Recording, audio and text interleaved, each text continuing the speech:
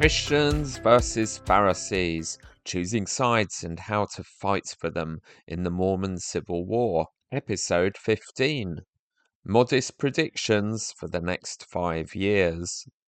Greetings, intrepid listeners. This podcast began 5 years ago. Can you believe it? And right from the start, I was basically saying to the church at large, you have got 5 years to make some radical changes, or it's going to be too late for the church in my country and continent, and probably too late for you. Unfortunately, most of my recommendations have been ignored, although there have been tiny baby steps, as always, reluctantly dragged out of the general authorities by changing social norms, feedback to their surveys about why members are leaving, and the constant hemorrhaging of young people, returned missionaries, and long-established leadership class mature members, as well as 90% of all the converts within a year or two of their baptism. My predictions of imminent apocalypse turned out to be spot on. My Maidstone stake in the southeast of England that was divided in the 1990s, with the expectation of exponential growth, was stuck back together again because there weren't enough active members left to fulfill the callings needed to run 2 stakes. Now the frazzled stake president who excommunicated me has to engage in the managed decline of a behemoth of 11 wards, most of which are now down to branch size. And it wasn't just happening to us. 3 other stakes around London were closed and merged with their neighbours, as was Lichfield stake near Birmingham. President Nelson's bizarre response to relentless decline has been to spam areas with falling active membership with temples, because you can buy anything in this world with money, and they have all the money in the world they need for as many temples as they like, although I'm skeptical that they'll be able to find enough people to actually work in them. So the British Isles, which had to wait 2 centuries for 2 temples, is about to have 3 more in Birmingham, England, Ireland, and Scotland, much to the joy of the tattered remnants of the faithful. But my fear is that they will be black holes opening up to swallow the last remaining man and woman power in our dying stakes and accelerate their collapse, as people are guilt-tripped into servicing the dead people instead of the missionary work and the young. So as the Church of Jesus Christ of Latter-day Saints continues to spiral into an oblivion of its own making, it was my great pleasure to join Gene Judson and Randy Watts of Latter Daily Digest to chew on our predictions for the next 5 years as the Church scrambles to learn the hard way how to survive in the 21st century information age. Welcome, everyone, to Latter Daily Digest. We honor creators, and we're happy to have Peter Bleakley back, and Randy's helping out. Yay! Welcome back, Peter. And Peter, say hi to your audience. It's a joy. Yes, and also welcome to another episode of Mormon Civil War. I promise I'm working on lots more episodes that will be coming out soon in the Take Back Control series. They're all being recorded and written as we speak, but as always, they take forever. So this will be a nice, tasty morsel to stop my channel completely gathering dust. So I'm really excited about our conversation today, and thanks both of you. It's always fun talking to you both. And to all of you incredible people that are listening to the show, we'd like to remind you not to be cliche, but if you'll just hit that like button and share this video, it would be great. It's, we have so many great guests on like Peter. It's really a privilege for us.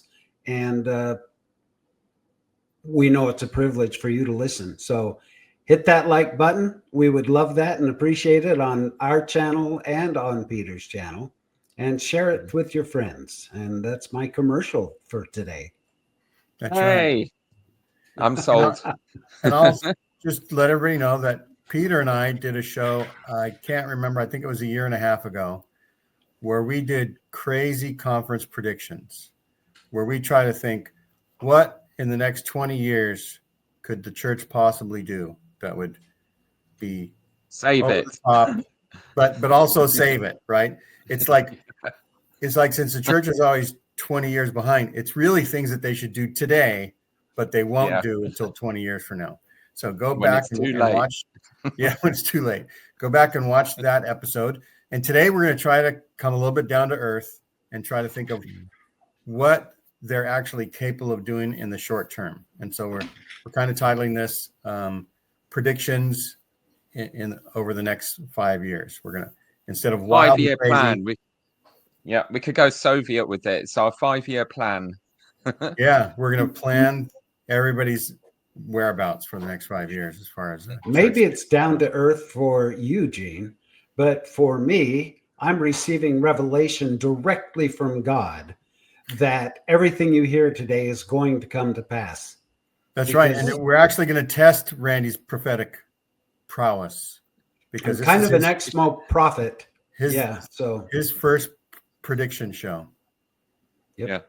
Well, this is good timing because my brother and I have agreed a truce on arguing about church things for 5 years. We've kind of said our pieces. He's very TBM, awesome, as stubborn as I am, bishop in California. And so we argue about the church and we argue in WhatsApp about Trump. So we're putting the church on a back burner for 5 years and we're going to reconvene and see whose predictions came true. He hasn't given me any yet, but this will help for me firming up my positions. And but we're carrying on slogging it out with American politics and sending TikToks and things to each other. So I like this. This is aligning with the trajectory of my family life right now. So I'm very excited for this show.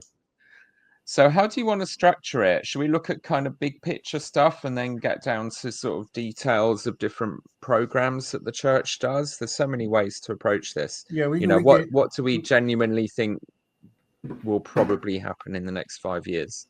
Yeah, we can get down to some nitty gritty, but we just want to preface it that just to record for posterity, there have been a few. We'll talk about a few little micro changes in the last 5 years or 4 years. We'll say women are and females are allowed to witness baptisms, sign the papers, right? Yeah, that's something. We used to have home teaching and visiting teaching, and now it's called ministering. Yeah. Randy, what are other changes that happened in the last little bit? Well, obviously, there's the name of the church that has changed, which is a biggie. And I think it's in the process of changing again. I think we're going to be dropping of Latter-day Saints. Also, so you're saying, Randy, that Mormon was a victory for Satan, and pretty soon Latter-day Saints might be a victory for Satan almost? I'm thinking so. Yeah, I'm thinking we need to change the name of the Book of Mormon to the Book of the Church of Jesus Christ. And of course, the temples are now the house of the Lord. We're not to call them temples. And then we've got a whole new set of things that have been recently announced. Peter, I know that you covered that recently in your message to Gene, and we did a show on it on Sunday as far as some of the terms that are changing so as not to appear Mormon, to appear more like the standard everyday Christian type born again church. Like sacramenting is now Sunday worship services. Yeah, right. Do you remember some more of those? With the new hymn book. I think they're just using generic terms for things, which I absolutely am delighted about. But the thing is, again, it's literally decades too late. I was a missionary in 1989 to 91, and it was totally embarrassing to just have members keep talking to our investigators using loads of Mormon jargon that no one normal would understand, but they say it so reverently as if it's like spells or magic words that you cast on someone. I'm going to do an endowment at the temple. We've got sacrament meeting. We have relief society. We have, even the old relics of what people called youth programs, MIA or whatever, and so on. And it's just like, talk to people in a way they'll actually understand. So I'm actually really pleased to see a lot of these changes because they make far more sense.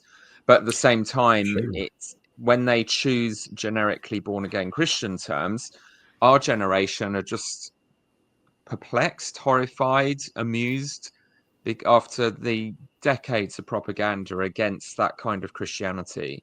And it's all apostasy, and we wouldn't touch anything culturally associated with it, with the barge hole. I mean, another thing has been this shift about crucifixes, for example, that there's clearly, I think probably even some articles in the Ensign, I think already, trying to normalize, if people want to. I mean, it's not with great enthusiasm. And the weirdest one of all is doing the Catholic Holy Week around Easter. Palm So going Sunday's on a about thing. Palm Sunday as if we've been doing it all the time.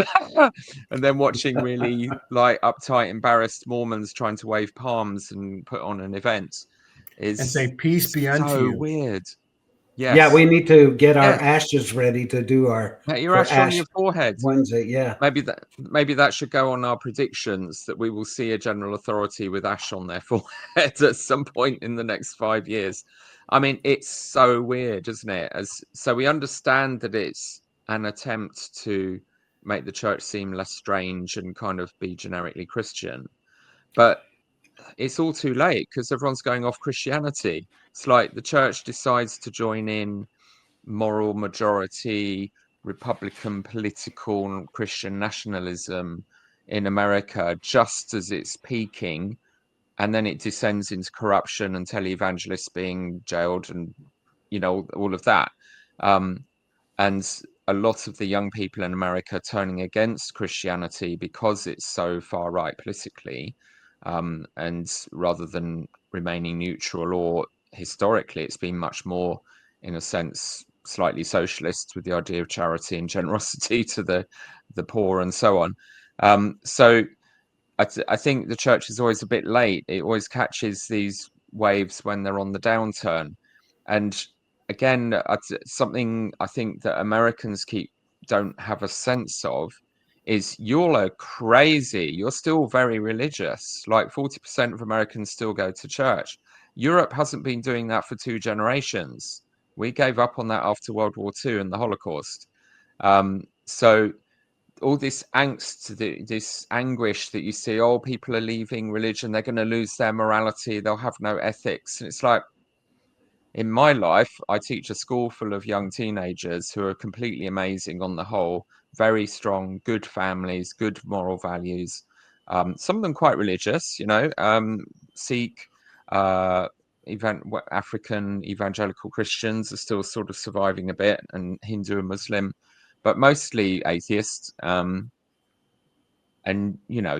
perfectly well from that, you don't have to be religious to have moral values and decent society, and be That's good right. citizens and raise We'll families. So let's have yeah, Randy kick off the show with a first prediction. Are you ready for a prediction, Randy, that you want to say? Yeah, I am. And by the way, this what you're saying, Peter, is manifest in even the songs in the hymn book, where actually we've included Amazing Grace. Yet my whole life I've been taught that it's not just grace. You've got to have works in there. Yeah, amazing works. yeah. But I think I never thought I'd be singing that in an LDS congregation. I mean, it was quite moving, actually. I served my mission in the Deep South, where that's like the standard. Staple. And it was a beautiful experience, while also incredibly weird and kind of enraging. Like, why is it okay now, but it wasn't all those years before? Anyway, over to you, Randy, your prediction. I'm waiting for them to include the soundtrack of Jesus Christ Superstar in the hymn book, but I may have to wait for a while. The Book of Mormon musical. I predict that, and I mentioned this on Sunday, we have so many illnesses, sicknesses, measles, pandemic going around with COVID and all that. Instead of having the teachers break up the bread for sacrament meeting, touching this bread that's going to be going into the mouths of the saints, I think we're going to be coming out with a type of wafer similar to the Catholics that can be dispensed one at a time, that people can just, how you take out a Pez, like a Pez thing, a wafer that you take and put that in your mouth. Yeah. I think that's got to come along shortly, because what a germ spreader to have, you know, these young boys who've just gone to the bathroom, scratched their crotch, and then hop up and start breaking bread. That's enough to gag a maggot, if you ask me. So I think that we're going to see something a little more sanitary come along. When I was on my mission, we're doing more performative hand cleansing these days. They have little wet wipes and things that they use in front of everyone.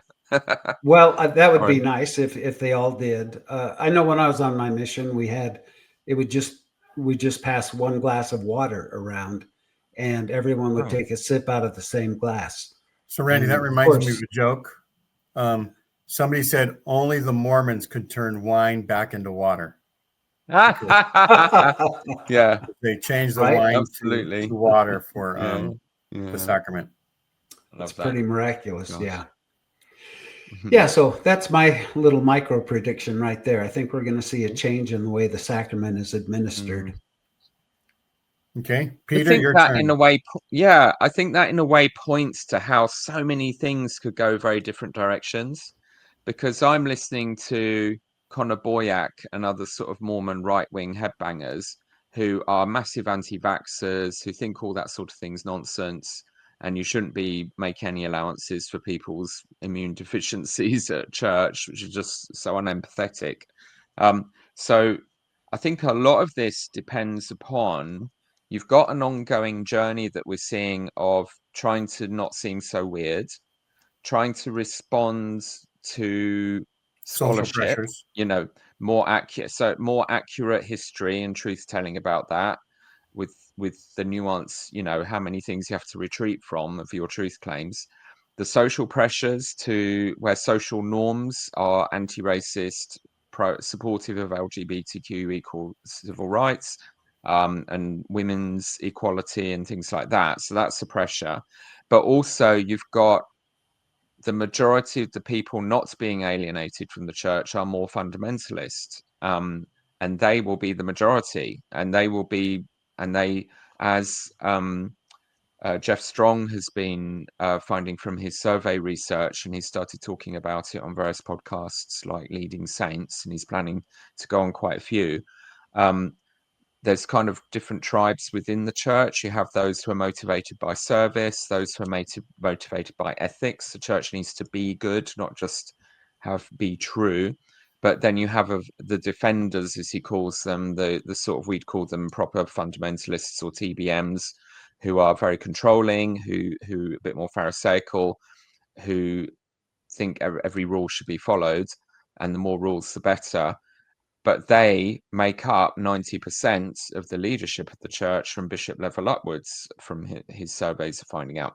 So we have to bear in mind that that is an immovable obstacle in a lot of ways. So our predictions are going to be a kind of weird mixture of all of these things playing out in tension with each other, which means it could really go all kinds of ways. So I think I'm just thinking, in the next 5 years, then, how will this Christianization continue to play out? Again, I think it depends a lot on the tribes within the church, what they think. The apologists, his church employed historians and the podcasters, you know, Saints Unscripted and all the new podcasts they've started creating. They have this idea of the church where they're really playing down the idea of prophetic infallibility, where leadership is by corporate consensus in committee meetings, whereby, even to the point where Patrick Mason was saying that the general authorities should just kind of take the money and organize the church and leave it to historians and trained theologians to decide the doctrine. But then you think, that is not what the general authorities are thinking. That's an entirely different religion. But right. So where that faction is going is towards Community of Christ, where more and more you can textualize history, you can water it down. The scary things from the past you just kind of gloss over. We've learned from that. We're moving on. We're living in the moment. We're adding new scripture again, which Community of Christ has done and the Mormons haven't. The Latter-day Saints have not. So if it goes towards that end game, Community of Christ already models what happens when you allow intellectual integrity and more sensitivity to marginalized groups to come to the fore. And in a way, they don't have the full answer because they're still shrinking and they're going to be gone very soon. They'll be snuffed out before we are, which is sad, but we can learn a lot from them, especially their struggles with using common consent in decision making. Peter, Peter, can I ask you a quick Yeah, question? yeah, go on. Yeah. Regarding that point you just made about the marginalized groups, what do you think is in store for the homosexual, the queer community? Do you think that their rights and privileges will be increased and they will be more accepted into the mainstream? It will entirely depend who's the leader. So the order of succession involves more lurches. So we've had the lurch from socially friendly, sense of humor, Presidents Hinckley and Monson, who did I'm a Mormon and understood PR and engaged with the world. Then we had a complete reversal from President Nelson, but he's set a precedent that you can have a total U-turn and just throw the last prophet under the bus. So at the moment, the next president of the church, and who probably already is functionally, is Dallin Oaks in the succession. I think Eyring and Holland have got some kind of a look in, but they're very old and will probably be gone from the world before they get a turn. And then after Dallin, it's Uchtdorf, then Bednar. And they were both ordained on the same day, but Uchtdorf was ordained first, so he gets seniority as apostles. Oakes will absolutely not want to give an inch, although he's a slippery fish because he kind of did the U-turn regarding the Utah Compromise to allow civil rights, but that was actually always part of his game plan. When he was called in as apostle, he was immediately commissioned to come up with their game plan for dealing with the rise of gay rights. And he created a document that you can find online, and they've been doing that ever since, so for decades. And part of that was you concede secular rights for LGBTQ people, but you hold the line on denying them within your religion. And in order to not seem like total bigots, you can keep throwing the meat of, well, we'll support your rights in the workplace and in housing as long as it's not on our BYU campus, while beefing up exemptions for religions. So when it comes to temple marriage, that's a purely religious one. I think a lot of the newer, more nuanced apostles would probably have no problem with same-sex marriage in the temple and in the church.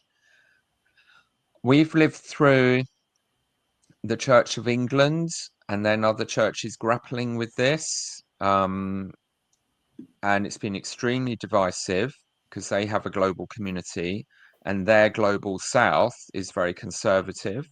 So they are still sort of holding the line on you can't be sexually active and be in the clergy, but they give blessings to same-sex couples. They, in effect, have people who are living together and pretending to be celibate as vicars and bishops, as same-sex couples. So I think there'll be some incremental compromises like that. But in a church where we're so about black and white and certainty in doctrine, that's going to be very uncomfortable for people to handle. It'd almost be better just to make the jump, just claim a revelation, for goodness sake, guys. You know, people are so desperate for one. Go and have a revelation. So I don't know. I mean, eventually the assumption is women will have the priesthood and same-sex couples will be married in the temple. You know, we all know that eventually they'll get to that point. But how many people they alienate along the way, whether it's far too late, is really quite complicated because of all these competing things. But I think the social, so Oakes will have to die. Then Uchtdorf president, I think a lot could happen under him. He's been So in a saying way, very you quiet. just predicted that Nelson and Oakes will die in the next 5 years as part of our prediction show. Actuarially, they are going to die well before then. Or they should do, but they are obviously getting very well paid for healthcare. Nelson is overdue, by the way. Yeah, absolutely. But then so are the others. Actually, they're all old now. You know, we forget how old Uchtdorf is now. So even if he gets a good run, he's followed by Bednar, who actuarially should have about 20 years. And he, as far as we can all tell, is really unempathetic and fundamentalist. And he could again U-turn anything that Uchtdorf's done. But then you have, well, how much do these people actually have conviction? Do they really care that much about doctrine? I think we might be surprised how much they're willing to compromise in order to hold the church together and have power, and go along with the world. So So it's a lot you of vague mentioned waffle, but I think it that will, the arc of history will go towards equality. Yeah. an LGBTQ recognition, women's recognition, that those things will have to be accounted for. And to me, a baby step into women getting the priesthood might be that women get to pass the sacrament. Girls and women get to pass the sacrament within the next 5 years. That's my prediction. Does it say anywhere in the scriptures that someone must hold the priesthood in order to pass the bread tray? It's in the scriptures. You have to be Jesus or an apostle. Yeah, it's the only place in the scriptures. I don't know. Well, you've got the instructions for deacons, teachers, and priests, and administering the sacrament, whatever you want to, however you want to define that. Is that in Doctrine and Covenants 20? I think so. I was just listening to Ben Spackman on what's his face, who's fled Saints Unscripted and is now doing, I can't remember what it's called, a podcast called, it's a Mormon jargon word. Anyway, sorry, that's really vague. I'll look it up. And he was talking about how actually Joseph Smith wouldn't recognize the church. In the early days, they didn't actually use the sacrament prayer that we do, that they didn't, a lot of the things we take for granted now as part of our rituals, people weren't dressed in white in the temple until like Wilford Woodruff's era or something like that. So I think that history drives that. So if people can get their heads around constant change, and the leadership, especially with what they've done with the temple endowment, are now normalizing completely changing or just dropping things that used to be fundamental shibboleths. I mean, I'm now in this weird alternate reality where Mormonism is quite happy to just keep U-turning things rather than claiming consistency and the restoration of ancient ordinances that can't possibly be changed, which is how Joseph taught them. So I think anything's possible now. I think they have softened up the membership. They're so shell-shocked and punch-drunk with all these random carpets being swept from under their feet. I think they'll take anything, really. Could it be So that if God leadership is have so the courage to, Keystone is the podcast. I can't remember. Could it be that God is so old that he's experiencing dementia, and he keeps changing his mind back and forth? And I'll say it's about time. It's about time Joseph coincidence. Smith doesn't recognize the church, because Martin Harris didn't recognize the church 5 years into it. Yeah. Joseph Smith had changed the church so much that Martin Harris had to get out, as well as a few other people. Yeah.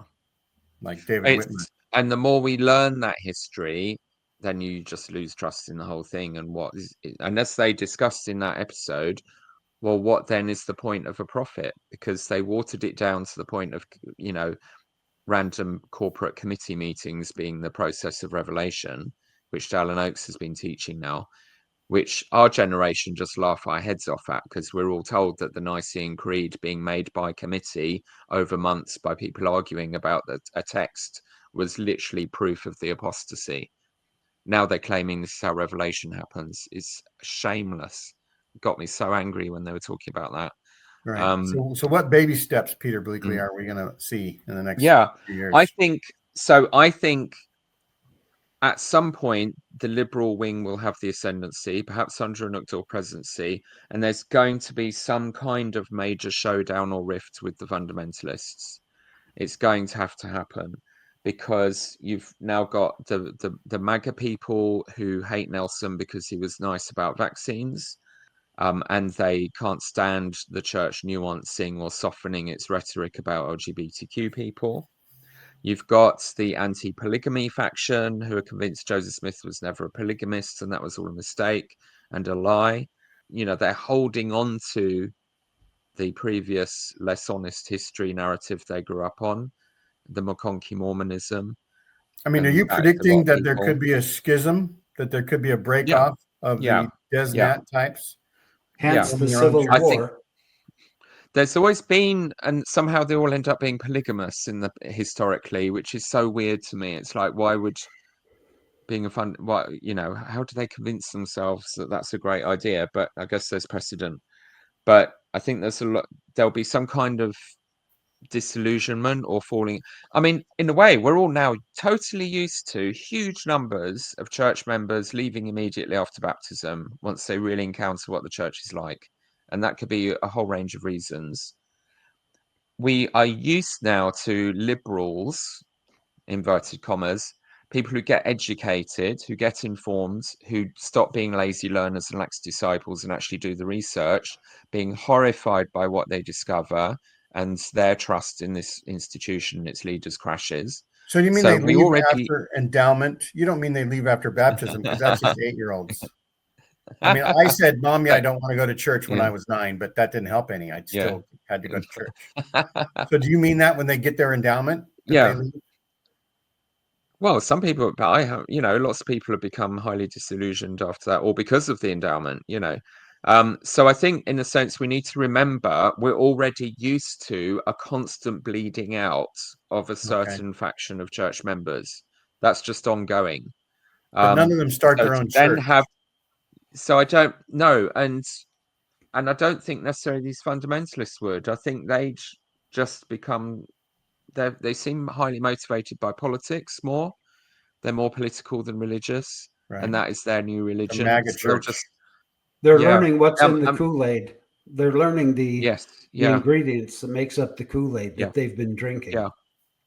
So I think when they get disillusioned because of their right-wing politics, they will then be more open to critical analysis, and in a sense get on the same page as the liberals and the academics they've been condemning for ages, because they'll realize, oh yeah, so maybe it is all a crock of poo, and they'll just leave. They're not going to be carried on motivated to save Mormonism or start a new church. So I think maybe that will be something that will happen. We'll lose a lot of people. Some of them might try to form a group, but I mean, what on earth is Michelle Stone and others going to actually do if they follow through on the natural trajectory of their conclusions that generations of prophets and apostles were wrong and lying about polygamy, and still are, because they're still practicing it in the temple? They haven't thought it through. In hours and hours of really deep analysis of arguments and mental gymnastics and tearing documents apart, I've never seen them really answer the question of, well, how does it work then? Do Well, you they still have simply eternal marriage? Because people marry more than one person in real life, Yeah. they simply excommunicate those who are starting to research and learn, and maybe if it doesn't go along with the what the church preaches at that particular time, just cut them off, excommunicate them, get rid of the problem. Yeah. So I think there will be a purge of the right in a way that there hasn't been yet, for being openly dissident.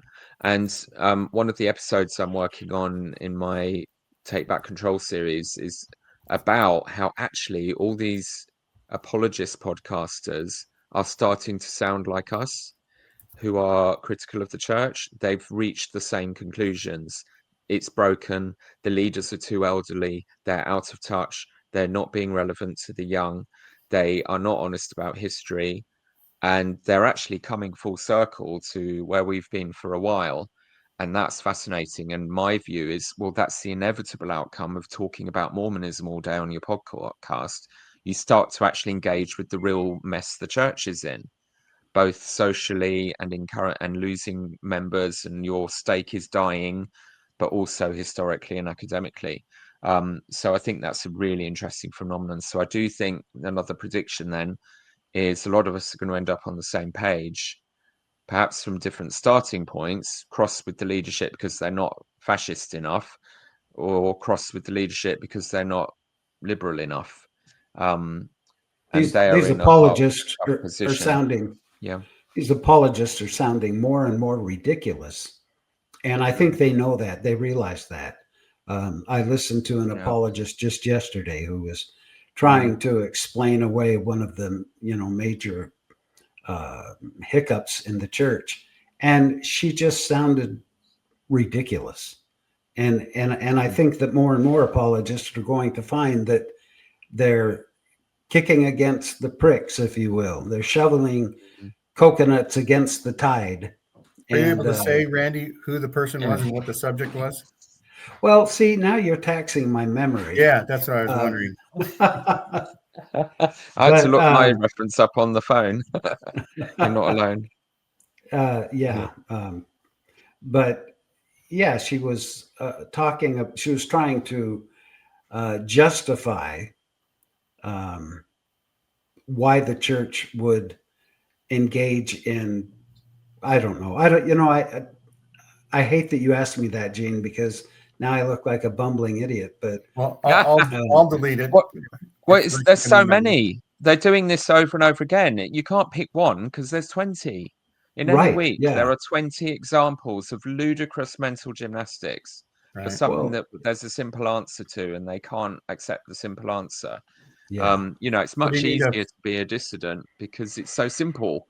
Don't steal, don't lie, don't allow child abuse. That's not complicated.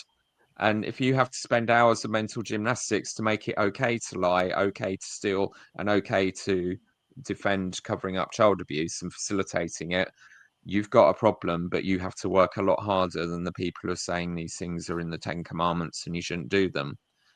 Go ahead, I remember now. Okay. She was talking about the failed predictions of Joseph Smith and how the Civil War, he only got, he luckily got 2 out of 4 of the prophecies about the Civil War somewhat right, but it was already being publicized in the newspapers at that time. And so it was simply his opinion, not a prophecy from God. And she was trying to argue that no, this is definitely a win, right from God. Yeah.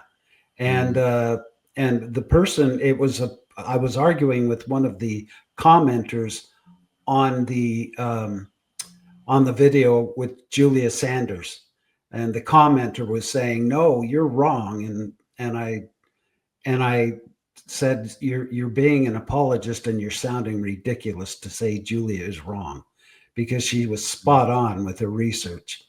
So yeah, that's what I was trying to recall. Pull information from my hard drive, which is full, by the way. You know how your computer takes a long time when it's full you have that little spinny beach ball. My beach ball starts spinning in my head when I get asked a question, and I have to wait for it to finally pull it up, my hard drive to pull it up to the front of my brain. We have big libraries that have been collected for decades. It's too much. I'm like that with names. I'm a school teacher, so I'm like, I don't know the names of the kids in my form group. My RAM for names got used up years ago. Bless their hearts. So I have lots of registers with pictures on, so I can put a name to a face. Another thing that's coming up is that some athletes that are going to BYU are saying that they're going to serve 1-year missions and then attend BYU. Do you think they'll expand that to everybody? Absolutely. In the next 5 years? I mean, they're already plugging service missions. I think if you look at the raw data, they stopped baptizing nuclear families decades ago, and not that they ever had many along the way as it was. So mostly the missionaries' lifestyle gets them engaged with people who have difficult work patterns, who are recent migrants, who are disconnected from society, who are not usually available at the weekends. And that's most of the people they baptize, hence they don't last very long. And if you think about that, the stat now is 80 to 90% of converts are inactive permanently within the first year or two. It's a total waste of time and effort. And the church for a while has been gaslighting this as, but it's about converting the missionary. You know, they're really taking their eye off the ball of actually being relevant to educated middle class families. For me, one of Service the missions ought to convert fundamental missionaries. what? Sorry. Service missions ought to convert missionaries. Yeah. Headhunters. But service missions have a stigma because that's usually for the people with the health or the mental health or the intellectual disability sort of crowd, you know. So they do come with some stigma and baggage. It seems like And they're they're a bit offering weird as TikTok well. missions now because Yeah, missionaries are yeah, doing a lot of TikToks. yeah. I mean, that's another prediction. As they keep having to shrink and close wards, they're going to have online congregations. I think that's going, you know, especially for the elderly, because they can't travel. So when you keep losing the ward between the other two wards, and you have to travel 50 miles to get to church on a Sunday, Yeah. there's a lot of elderly people can't do that. And if your congregation's aging rapidly, that's most of the people. So there's going to come this breaking point, and we're getting close to it in Britain, where the aging demographic of the average member of the church hits the buffer zone of having to keep closing congregations because they're too small, so they become unreachable for those elderly people. Something radical is going to have to go on to make that work somehow for the church to still count them as numbers and keep taking tithing from their pensions. And they can So mail the you're old going to have people some of Randy's yeah, wafers and just yeah, pray online over the airwaves, and then they can eat their yeah. own wafer. Yeah. Well, literally, that's a prediction, and who knows, that could happen. It would seem logical. I mean, that sort was kind of discussed during COVID, of course, when, although weirdly, Utah wouldn't allow people to do online church, which was just weird. Like, why did that one area in the heartland of the church, while everyone else was having a great time with online church, and it was an Yeah. absolute lifeline, they somehow had these weird fundamentalists in charge, who wanted to absolutely push the idea that people had to do church in their own houses. Maybe that's easier in Utah. I don't know. Is there a difference? Virtual Can every state sacrament use a meeting. block? Yeah. So we've had a go at it. They kind of bodged it, but it went actually very well. We got really good at doing online church for months. You know, we had people live online now. I think the whole COVID experience jump-started people in their workplaces as well, just being used to doing stuff online rather than having to travel. It saves so much time, so much money. You've got more time to focus on the actual job when you're working from home online in some roles. And church can be, and certainly, I mean, my dad's doing bishopric meetings online all the time now, which is massively helpful because you can just, take time out for half an hour in your evening, and it hasn't wiped out the whole evening. Used to be you'd have to get in the car and drive Right. somewhere and pick up 3 people on the way, and then take them all back home, and we wouldn't see them for 4 hours. And that Right. was our life in the 1970s and 80s. Now he can be present in his life at home, and all he has to do is just go online, and he'll join in with helping the missionaries out, with the discussion. He can just go online and do that. Again, no traveling involved. So I think, yeah. So definitely a prediction is, through losing physical congregations and necessity in an aging population, but maybe they'll then have traveling bishops who their job will be to go and visit people and do something in people's homes in a local area or in their old people's home or whatever, that you have traveling clergy rather than the people come to the bishop. The bishop will go to them more. Different ways of imagining how we structure ministry, a bit more like traditional Catholic and Christian vicars and priests do. So that's going to There's start happening soon. Yeah. there's no Sorry, reason go in on. the world. I know that this sounds fantastical, and I'm not trying to be funny when I say this, but now we have virtual reality where people simply put on a pair of goggles or the face thing. They can Yeah. attend concerts, they can attend meetings, And it's Have just conversations as with though people. they were Yeah. actually there. And there's no reason in the world. I mean, people are spending all this money for their tithing. These apparatuses don't cost that much. Yeah. There's no reason why they couldn't do a virtual meeting where it's as though you're sitting right there in sacrament meeting. You hear and see everything. And then, you know, like you said, conceivably they could take their own sacrament. Yeah. I think I that think that as would. soon as yes, and I think as soon as you we're being told, we're being warned by everyone, the AI revolution is coming. We're starting to realize you have to set up literal nuclear power stations in order to power the AI facilities, and which is quite scary. The idea that we can't organize enough power stations to have cheap electricity in our country. But if we're going to keep up with AI, we have to build 5 more nuclear stations just to run these information factories. But absolutely, as soon as that's normalized, that does mean the act of physical gathering becomes far less relevant. And you can, and as we found through finding each other in nuanced and post-Mormon communities online, you know, you guys are my buddies. You're a continent away. But you're some of my closest friends, along with the rest of our crowd. You know, we know each other. We spend time listening to each other.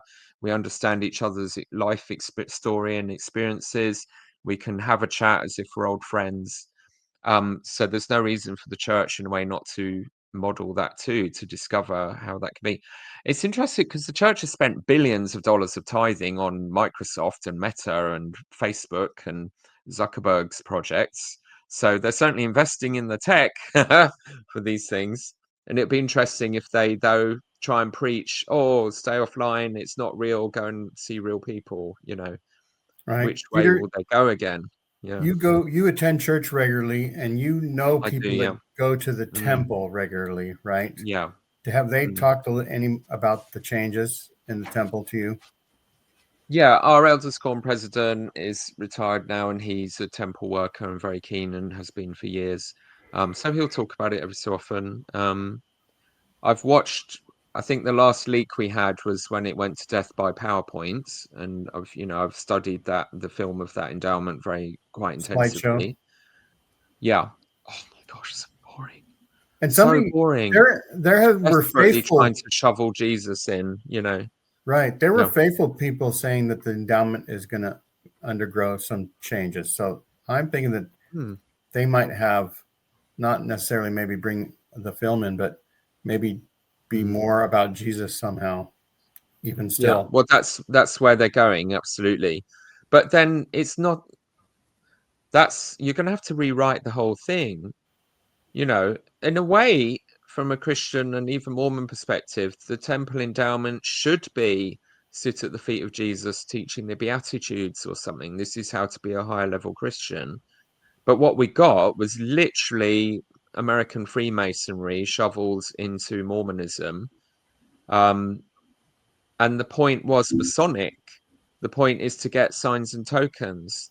The point is to be inducted into secret society, To where do business with each you're in other. the in crowd, and do business with each other, and marry each other's wives, and polygamize a lot in secret. So Here's how I wonder how they're going to frame it. shifting that to a Christian purpose is really hard. You know, you have to rewrite the whole thing, which they are indeed doing. They could say that Nelson got a revelation that God is well pleased with us learning all about Adam and Eve.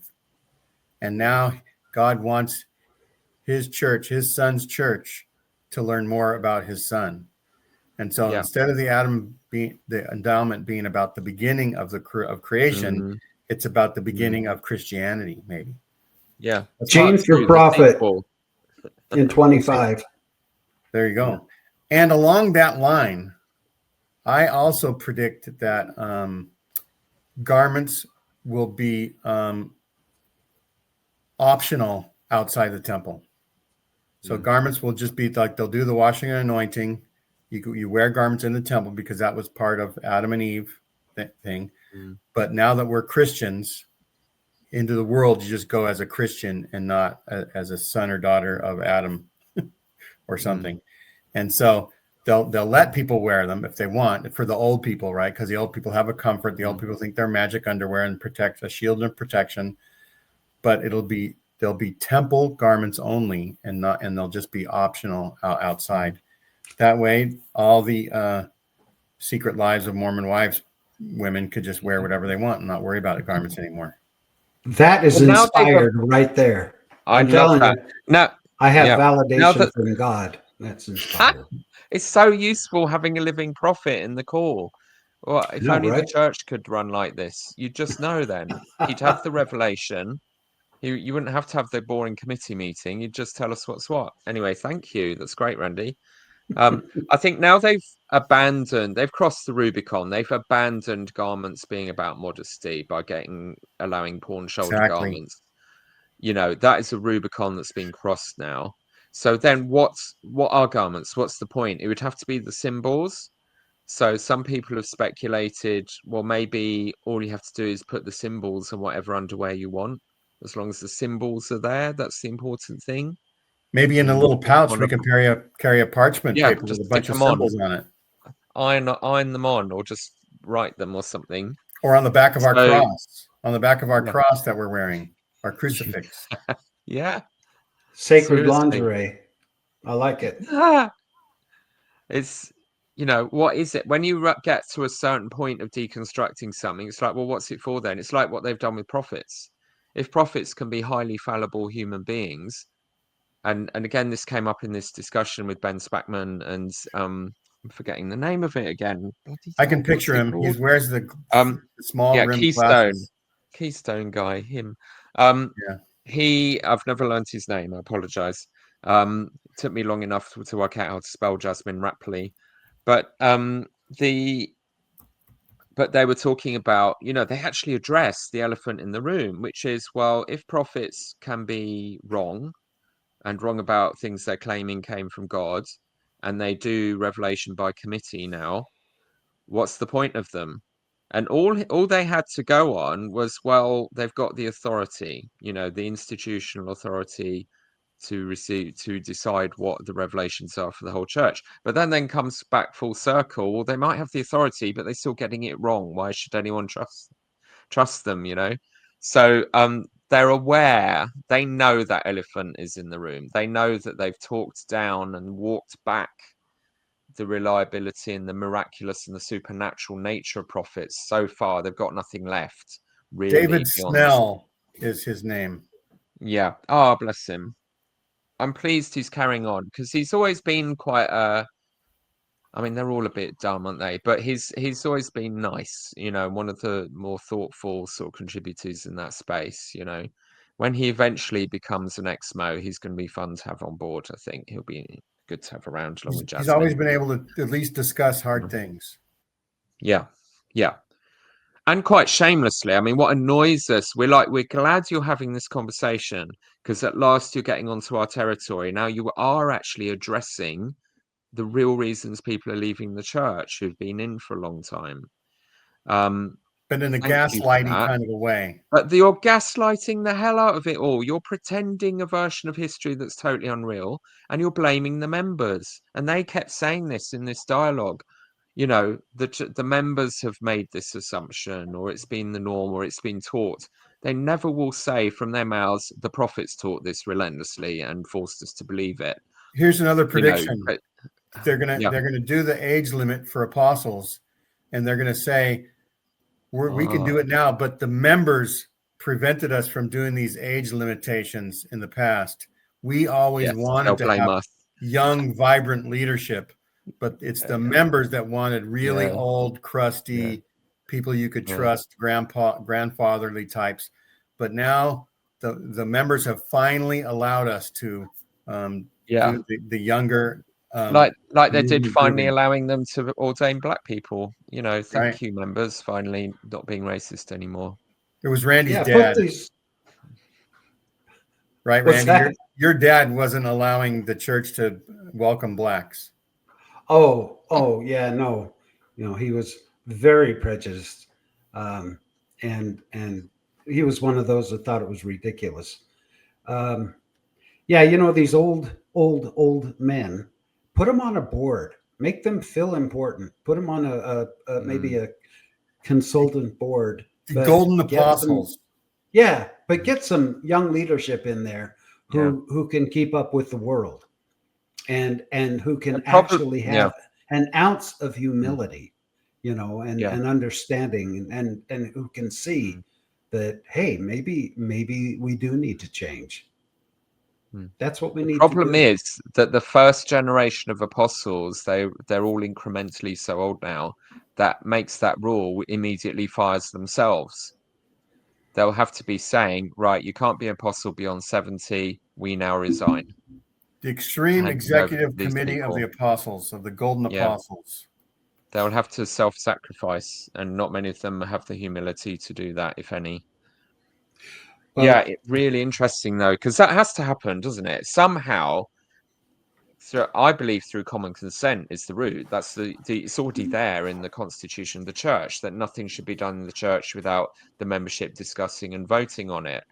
But trying to even mention that level of democracy now, to the way people have been conditioned, it's an impossible concept, even though it's literally spelled out in the scriptures. They can't allow their own brains to see it anymore.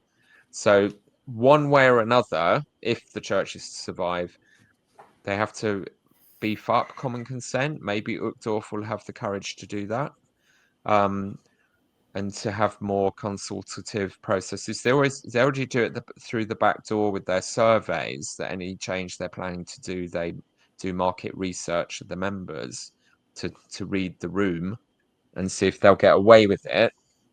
Council of the Prophets. Well, and if they do this, younger leadership, if they do this age thing, Gene, that knocks you and I out of the running to become an apostle. Well, 70 could be the age, because that's the age for. I think that's the age for 70, isn't it? We don't have a lot of time left. No, we're gonna have to get our posters and our pamphlets ready for the next election. But Peter, you've still got time. Yes. Thank you. Not much. It's disappearing fast. Well, my main goal at the moment is to hang around until I'm one of the last 12 people who are still turning up at church and inherit all the money. So that's generally my game plan. It's going very well. The congregations are shrinking steadily, mostly. And so I might make it before I die, that I'll have my hands on the billions. We'll see. I'm sure when they decide to finally fold the church, when they say, okay, we're calling it, we'll just divide up the tithing amongst all of the members. I mean, not the tithing, but the fortune amongst all the members. There will be a lot of wealthy people. Yeah. Stocks I did and shares. Recently. Yeah, if they divvy it up amongst all the active membership, we're assuming around 4 million active. Each family in the church would have enough to buy a house in their respective economies. You'd have about 150 grand each family, or something like that. Should we talk about? So we talked about general big picture stuff. The drift towards Christianity and reducing the weirdness. We've talked about real history coming in and being more honest, and certainly leading to a lowering of expectations of what a prophet actually does and how reliable they are. I think another way to, maybe we could sort of conclude by spending a bit of time considering is, well, what might happen with each sector of the church: youth, young single adults, missions, Relief Society and women. We've touched on some of these, primary, temples as it carries on.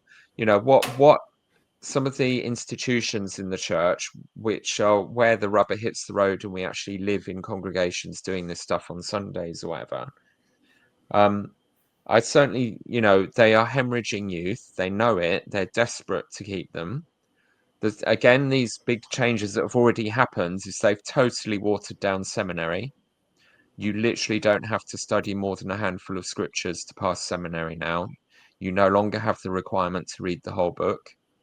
They are not going to kind of assess people's learning and knowledge. They are going to graduate them in batches as a class. that you can, as an individual student, negotiate your reading schedule. So if you're a bit nerdy and keen, yes, you can work out a routine with your teacher where you will read the whole scripture, but the kid next to you doesn't have to, and you can all graduate anyway. So they've completely surrendered on seminary being in any way educational or academically rigorous. They just want the kids in the room in order to brainwash them culturally, and they've been really open about that. They've scuppered the youth by ending the scouting relationship. Now, we never had that. A few of our wards in Britain ran scout troops, but mostly we've always had the model of the youth lead it themselves and they do the planning, and we were great at that. It actually gave us really good training for leadership. The young men and young women would get together, we'd plan our own activities, some of us would be reps on a stake level doing activity planning, and we came up with cool stuff, kept it relevant to our generation. But it seems like youth and primary social activities are dying a death. And we've had these threats and pleas from the young men presidency that, like the president, who's the new skin millionaire, who's just been released, he pleaded at the BYU Women's Conference, saying, don't let your children know you hate this program and think it's a failure, because they'll leave the church and it'll be your fault. Their apostasy will be on you. So don't tell your kids how good you had it and how exactly. Yes. programs is now. Don't sow seeds of doubt. Panic. Don't panic. But they don't seem to have done much since. And then they got rid of the young men's presidencies. And I think have they still got young women's presidencies? I think they must do. Yes, they do. But young men, so they put that on the bishop, the poor guy, who's already overworked, like disbanding the activities committees and expecting the ward councils and state councils to have time to run that. They don't have time for that. So it dies, it disappears. And generally we're hearing the youth program is kind of on the rocks in a lot of places. So something has to happen there. Do you have any thoughts about what might, I don't know if it's kind of way beyond your ken because you haven't got grandchildren going, I don't know, but what do you think they might do over the next 5 years with primary and youth to try and hold on to them more or make it more engaging? Wow. I just had a revelation. I think that we should go. Yeah, I think we should go into competition with the Girl Scouts with the cookies. Everyone loves Girl Scout cookies. How about we make Latter-day cookies and a wide variety and send the youth out to sell those? That way they can keep bringing in the money, and the youth love cookies. So I think that might be happening. And their skills would be transferable. If they can sell cookies, they can sell the gospel. They can sell Book of Mormons. That weirdly, that doesn't sound too far-fetched. They could have scripture on the back of the box. They could have, they could have the Moroni's promise right on the back of the cookie box. Maybe they'll call Mutual TikTok School, and they'll just teach the kids how to just say how Jesus is good for them, and the Book of Mormon brings Jesus into their lives, and they can all learn how to do it on TikTok over and over and over again. I think this is a real challenge because our generation, without all those social media alternatives, our generation laments the loss of the speech festivals, the dance festivals, the dances. But there have been cultural changes, and it's very hard to engage the young now because there isn't a culture of going out dancing, even clubbing. Road shows. I loved the road shows. Yeah.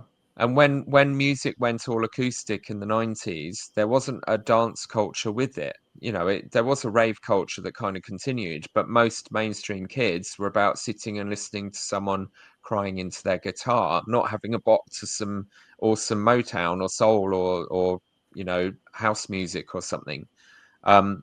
So when I was young men's president, it was a real struggle because you can absolutely, if you just play football every week, a percentage of the boys will come every time, but you're totally alienating the non-sporty ones. So sometimes we do a games evening, bring your computer games, We took them to the cinema. But all of this, which infuriates me, is running on a microscopic budget. They're still being given peanuts for this stuff. And the church is rolling it. And they're desperate to keep their youth. But they are competing now with multinational corporations online, competing for their time and developing amazing virtual, as you said, and gaming experiences. And the sick irony is the church is giving them billions of tithing dollars. All the media companies producing this stuff and the social media, Enzyme Peak is chucking billions of dollars of tithing at them rather than compete. Use the billions to fund your youth program. So if anyone with any basic common sense comes to power in the next 5 years, they will quadruple, 10 ruple, whatever the term is, the budget for the youth. They need to raise their game because they're competing with stuff that just wasn't around when these geriatrics were down, jiving in the 1950s. You're predicting a reinvestment in youth programs. They will have to, or they will lose them all because they're not competing. Or they'll just give it up. I mean, where you've got Nelson's thing is if it's not interesting to me as a crusty old retired doctor, it shouldn't be interesting to the kids. So he just shuts down the fun. But he's quite happy to have a massive celebration of his own birthdays, but he'll shut down the pageants. They don't get culture. They don't understand the arts, these people. They are, they're soulless in that sense. But someone will convince them, if you throw money at the youth program, we can do more. And they're already doing these Hillsong style evangelical concerts now. They just had another one that Nemo and others were covering. Amazing. Again, completely unprecedented. So they are willing to throw money at that. So we're starting to see the sense of an investment in something a bit more exciting. Maybe they'll call the youth summer camps Christian camps. Yeah. Oh, gosh. One of the comments that is incredibly common that I hear about people who visit the church for the first time is that they're surprised that there's not coffee. There's not coffee before or after the service. So are you predicting that the word of wisdom goes back to being a word of wisdom and not a commandment anymore? Well, I think, first of all, we know how ridiculous that coffee thing is because it's been proven that it's actually healthy for your heart. I just think that, people are shocked that there's no social engagement in the church. There's nothing to bring them together to just talk about what they just heard in the meeting or, sit down and have a cup of coffee, even if they didn't do coffee. Randy, they have something different. Once a month, our ward is doing a linger longer where they do stay after church and everybody brings like a potluck dessert or something. See, my revelation is coming to pass already. Yeah, that's how good you are. We call it Munch and Mingle or Minch and Mungle. So we're doing it once a month as well. It's very good. People hang around. It is nice. It's social. The food's usually very unhealthy. So if I hear about it in advance, I'll bring carrot sticks or something so that the children don't actually die. 1 hour meetings followed by 1 hour of the social event every single week. And maybe that would be cool. no fast and testimony meetings. It'll just be fast on your own time. And I might start coming again. And maybe one Sunday a month they'll assign like 6 people in the ward to just bear their testimony real briefly as part of the service. Open mic Sunday. Yeah, open mic Sunday. That's really interesting. Open mic Sunday in my previous ward, Welling, was superb because people were struggling in the city, and they kept it real and they were telling their stories. It was brilliant. And we had the historic 2 F-word testimony.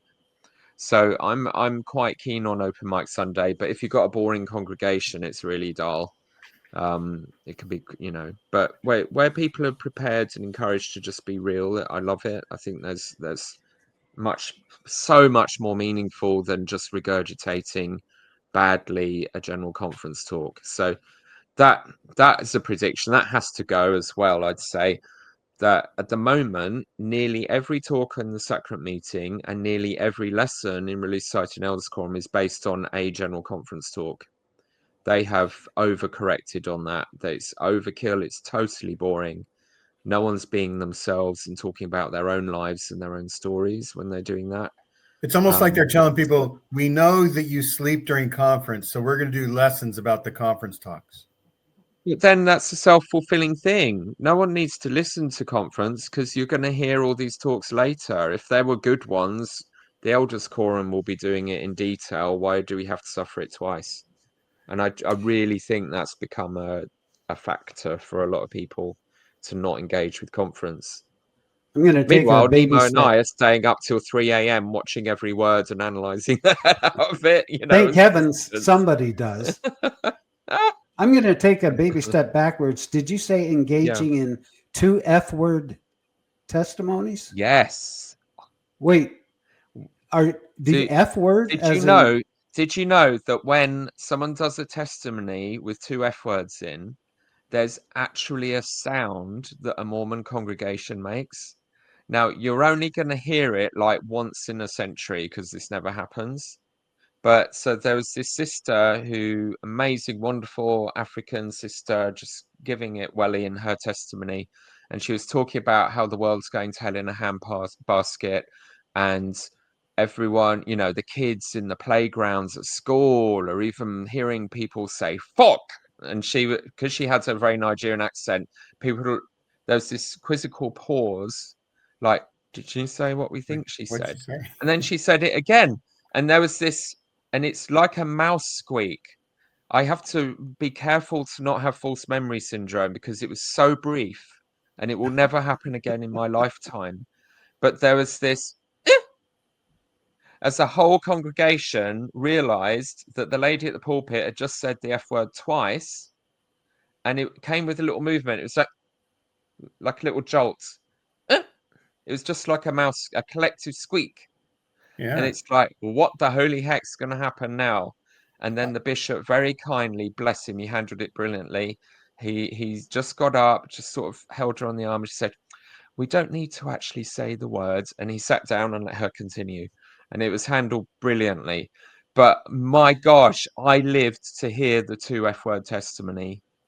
Oh, I can die happy now. There's nothing else. That's like climbing Everest, isn't it? So yeah, open mic Sunday. I'm a fan. You might I've had that testimony. a similar experience when I used an expletive in front of my mother-in-law, and she did that same thing. And I can imagine a whole congregation doing it at once. A jolt, right? They're jolted. They're shocked because that's the power of words. You can say a word that they're not expecting, and they squeak and shiver all at the same time. Well, did you ever see the video of the young lady who was bearing her testimony and said that she was thankful that God made her how she was, and mentioned that she was a lesbian, and the bishop got up and sent her back down into the audience. No explanation, just said, stop, and sent her away because she said lesbian. How ridiculous is that? God doesn't make mistakes, Randy. I know. There are no gay people in the church, right? That's right. That could be a prediction. So we've done youth. People will be in the church pretty soon. Yes. We've done missions. We sort of talked about women being allowed to pass the sacrament as an interim to ordination.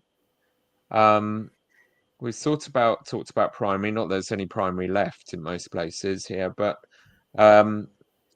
what about young single adults? Any thoughts on that? I mean, at the moment, YSAs, I think they're set up to fail and to have shame. First of all, the women are told only marry in the church, but there aren't enough. They outnumber the men. So for 40% of them, they're either going to end up single for a life or divorced from their Mormon man they married and turned out to be a dud, instead of marrying someone sane who is secular or whatever. Actually, Rebecca Biblioteca reported recently that the women of that age group were leaving faster. Yeah. So what a surprise. Yeah, so the new shock, and I think the general authorities have started talking about it, is that women are now allegedly leaving faster than men. I don't know if that's a general Christian phenomenon, because there's been a lot of newspaper articles about incel, far right, alt-right men coming to Christian churches that offer them more of that, sort of robust masculine Christianity. And you've got mad Russian Orthodox priests sort of pandering to that. But there's also a financial thing. The kids are told to basically put all their savings into saving for a mission, even though there's surplus tithing every year that would cover all that many times over that they've already paid and their families are paid. To then go on the mission, they're losing 2 years. They're 2 years behind their peers in education. Come back from the mission penniless, and then they're told to go to university because it's always university because all the general authorities are nearly graduates of BYU, which was heavily subsidized by the other tithe payers. So it was unrealistically affordable for them. And then told to marry straight away and start having children before they've even qualified, which is financially impossible in most of the world. And basically be bankrupt and live in poverty from then on and suffer. They're not. So if there was any sense, there would be massive grants for education from the church, not just if you go to BYU, but they would apply that largesse to other communities where it's needed far more. Do they want them And educated, though, Peter? well, that's Jehovah's Witnesses have just said that their kids can go to uni a bit reluctantly for the first time. That happened this month. So, Randy, are you predicting that they change the scripture or Joseph Smith's quote to "the glory of God is ignorance"?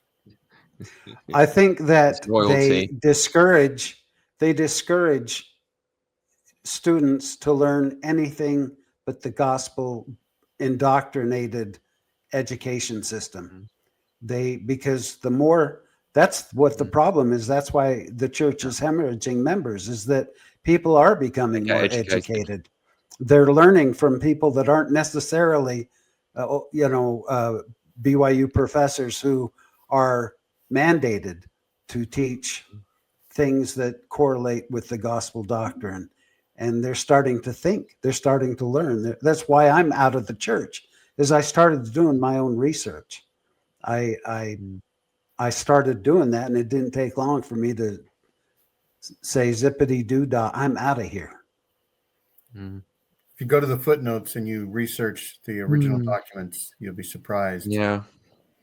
Yeah. So something, maybe, I think certainly financially, maybe there'll be some kind of reckoning of because Oaks acknowledged it. They've had several face-to-faces with the institute students and stuff where they've said, we know it's financially impossible, but the punchline is always do it anyway. So I think a radical change would be you realize it's financially impossible and you accept that and make adjustments to your expectations, encourage people to finish their education before starting having families, because the divorce rate is far higher for Latter-day Saints who marry young and are poor, because that's too much pressure on anyone.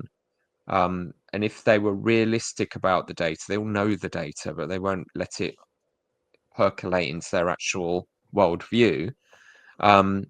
Because they're all in rooms with successful people for whom the system worked, hence their general authorities, even though for every one of them there were 10, it absolutely crashed and burned their lives.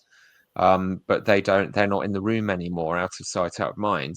If they have some kind of reality check about the real financial burden of being young people, and, here in Britain, it's the same as America. The house prices are totally unaffordable for the kids, and as is the rent. We're impoverishing the next generation. We've made it impossible for them. And to expect them to be able to have the spare time to run church and raise lots of children, you've got to massively invest in those. You've got to work out a better pathway. You've got to work out one that works, where they get educated and rich and stay Mormon. And that's going to need a lot of attention. At the moment, they're just hemorrhaging these people, and they then haven't a clue. So I was married young. And poor. Yeah. And sure as heck, I got divorced for those very reasons. I didn't pursue what I wanted to pursue. I came home and got married like the mission president admonished us to do. Yeah. Yeah. And got married, had kids right off the bat, and I got divorced. As did lots of the people I was on a mission with. Yeah. It's tragic. It's so, I mean, some of them survive, bless them, but it's not good data. It's not good stats. And it's terrible for the women because they always come off worse from that, usually in the Mormon system where they didn't even finish their qualifications. Yeah, so some kind of, again, it's always dependent on have they got basic common sense? And of course, they mostly don't. So they will not get around to these things. But occasionally, reality does break through. And we are seeing that in a lot of these changes. So it gives you hope that these changes could happen. So something has to happen as a different model for the YSAs anyway. They're going to have a reality check or just lose them, which they are at the moment. So, you know. Did you have any other categories on your list? I think I'm about done. I'm trying to think out what else does the church do. You know, the endowment is just going to become unrecognizable. The whole philosophy at the moment is gaslight, gaslight, gaslight. Trust your feelings, don't do the research. Very specifically, courses now in institute and bits of seminary, how do you deal with your difficult questions? And it's never find the answers, realize these people were corrupt monsters and find a way to work with that, although they're sort of trying it by generically saying these men weren't perfect, but they won't actually admit the scale of wrong. They will never apologize. So, but will they reach a point where they just have to be more honest about the history and apologize because it doesn't work? You know, they're trying hard. They've been for a few years now going with la la la la, talk to your parents, don't, whatever they tell you to do, if it keeps you in the church, we're good with it. Go and talk to the people who found a way to nuance is literally the advice now. It's all about Jesus, doesn't matter about the rest. But I don't think. What about marriages, Peter? That's not working. That's a good one. What about marriages and weddings? Do you think that they will permit those who don't have recommends to at least witness the wedding of their family, their daughters, their sons, their loved ones? That's a big point amongst even the TBMs, that their family who travel for, across the country to witness their wedding can't go in. They have to sit outside. I think that in a way comes from the American model, the American Mormon model. Here in Britain and lots of Europe and the rest of the world, weddings have to be public in order to be legally recognized. So we have always had a fantastic civil wedding at church with the registrar there. Often you'll have the legal representative will be someone in the stake who will be kind of assigned and they'll do the training. Or you just have the standard civil one come in. So we've actually always done. When they say the words, is there anyone that has any reason that these two shouldn't be united? Really means everyone. Oh yeah. To get that opportunity. That's the public. You turn around, you're asking the whole congregation. And so we've always been able to get a good dose of being there at the wedding. You are at the wedding. You're not at the ceiling, which still can be difficult for some people. Right. But the parents never miss the wedding. They're there. They're walking their child up the aisle. They're giving the speeches at the reception. We have quite elaborate traditions here in Britain. So maybe they can stay for years. That could be a prediction where they don't do weddings in the temple anymore. They just do sealings. Yeah. So everybody has to get married in public. Yeah. And then only go to the temple for the sealing. Yeah. That could be something. And they're allowing it now. Years. Yeah. And they're allowing that now, but don't introduce the shame weight before you can be sealed afterwards. Just do it whenever. Stop this stupid requirement. Anyway, coming out in their wedding dress. Much pain from that. Yeah, at the steps of the temple, to do a photo shoot, getting their pictures taken. Yeah, that's That's got to And go. so many brides describing their utter disappointment with that experience because it's such a non-event, you know.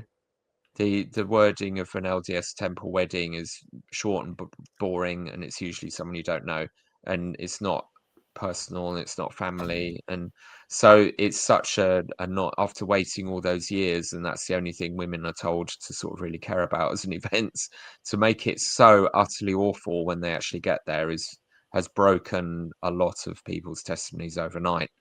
Yeah, And then, so we can learn from the Brits how to do it yeah, properly, absolutely. And it's an amazing missionary opportunity. This is the stupidity of it all.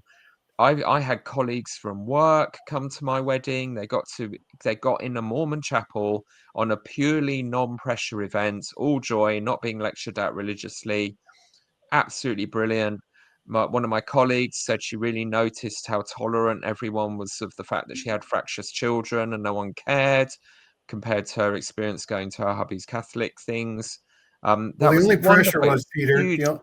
the only pressure Yeah. was they had to be able to last an afternoon without alcohol at their party. Yes. Yeah. We helped them along. But so it's such a missionary opportunity.